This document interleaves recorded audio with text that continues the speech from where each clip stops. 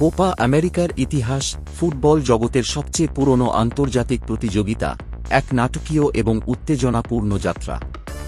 এটি একটি প্রতিযোগিতা যা লাতিন আমেরিকার ফুটবল সংস্কৃতি, প্রতিভা এবং আবেগকে প্রতিফলিত করে জাতিগুলির মধ্যে প্রতিদ্বন্দ্বিতার একটি মহামঞ্চে পরিণত হয়েছে।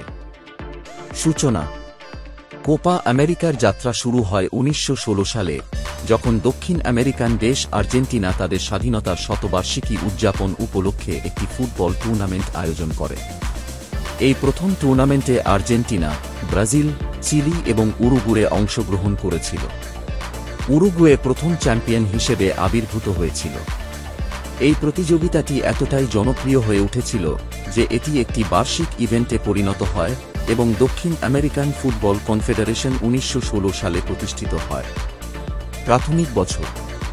প্রাথমিক বছরগুলিতে কোপা আমেরিকা টুর্নামেন্টের স্থানীয় দর্শকদের মধ্যেই জনপ্রিয় ছিল। বিভিন্ন বছর ধরে টুর্নামেন্টে অংশগ্রহণকারী দল এবং প্রতিযোগিতার নিয়মগুলি পরিবর্তিত হয়েছে। 1930-এর দশকে যখন বিশ্বকাপের সূচনা হয়, তখন কোপা আমেরিকার গুরুত্ব কিছুটা কমে যায়। তবে এটি লাতিন আমেরিকার ফুটবলের জন্য সর্বদা একটি প্রধান প্রতিযোগিতা ছিল। গৌরবময় মুহূর্ত: কোপা আমেরিকার ইতিহাসে অনেক গৌরবময় মুহূর্ত রয়েছে। 1941 সালে আর্জেন্টিনা প্রথমবারের মতো কোপা আমেরিকা জিতেছিল এবং তারপরে তাদের আধিপত্য শুরু হয়।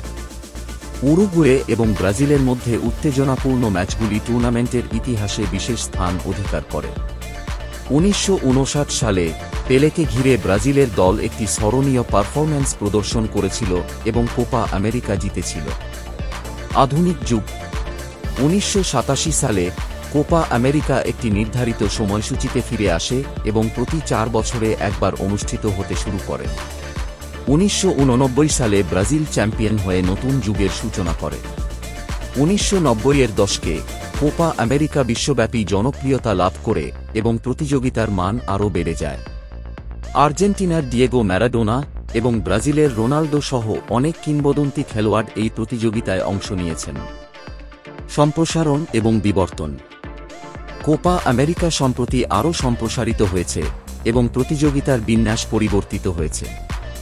1993 থেকে দক্ষিণ আমেরিকার বাইরের দলগুলোকে আমন্ত্রণ জানানো শুরু হয়।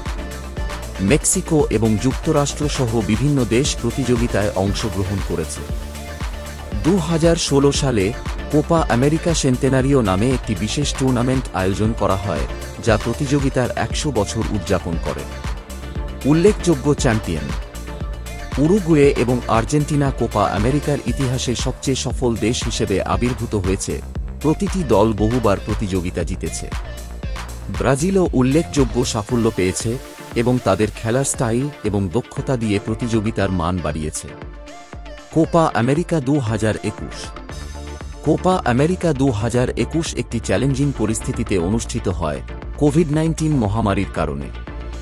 ব্রাজিল আয়োজক দেশ হিসাবে প্রতিযোগিতাটি আয়োজন করে এবং আর্জেন্টিনা চ্যাম্পিয়ন হিসেবে আবির্ভূত হয়, তাদের দীর্ঘ প্রতীক্ষিত আন্তর্জাতিক শিরোপা জয় করে।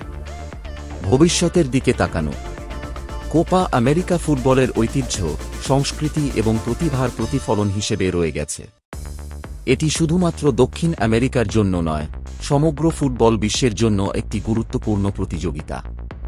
প্রতিটি টুর্নামেন্ট নতুন অধ্যায় যোগ করে ভক্তদের জন্য উত্তেজনা এবং আবেগের মুহূর্ত তৈরি করে। কোপা আমেরিকা শুধুমাত্র একটি প্রতিযোগিতা নয়, এটি ফুটবলের মহামিলন যা মানুষকে একত্রিত করে এবং সুন্দর খেলার প্রতি ভালোবাসাকে উদযাপন করে। কোপা আমেরিকার ইতিহাস এক প্রাথমিক ধারণা থেকে একটি আন্তর্জাতিক দৃশ্যপটে পরিণত হয়েছে, যা ফুটবলের চিরন্তন আকর্ষণ এবং উত্তেজনাকে স্মরণ করিয়ে দেয়।